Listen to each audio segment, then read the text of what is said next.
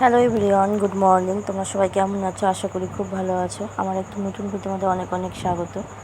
আজ হচ্ছে রবিবার। আজকে সকাল থেকে অনেক তাড়াহুড়ার মধ্যে দিয়ে করেছি। মানে 10টার মধ্যেই সব রান্নাবান্নি কাজকর্ম সব হয়ে গেছে। আর গেছিলাম হচ্ছে গঙ্গা স্নানে।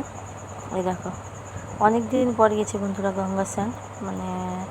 কবে যে এসেছি আমার ঠিক মনে নাই। অনেক দিন পর এসেছি আমি গঙ্গা স্নানে। কী বলবো, হ্যাঁ, এসেছিলাম হচ্ছে মাঘী পূর্ণিমার সময়। তোমরা দেখেছিলে আমার ভিডিওটা, কিন্তু তখন তো আর এসে স্নান করিনি, কিন্তু এসেছিলাম এসেতে। তাই এবারকার এসে অনেক স্নান করলাম।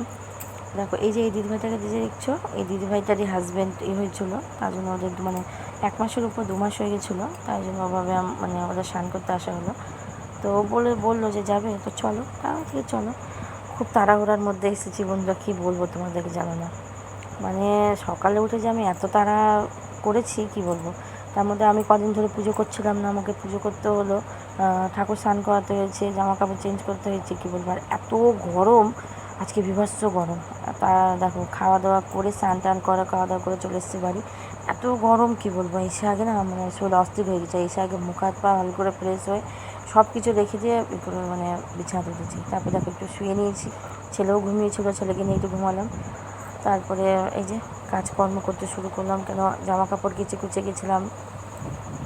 আর বুঝতেই পারছো, কী বলবে, এগুলো কাচাকুচি না করলে হয় না।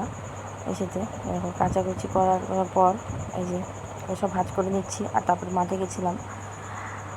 বেশি বকবক করবো না, সত্যি খুব শরীরটা খুবই ক্লান্ত হয়ে গেছে। এই যে মাঠে গেছি, মাঠ থেকে এসেছি, কী বলবো। তারপরে আমি ভয়েস দিতে গিয়ে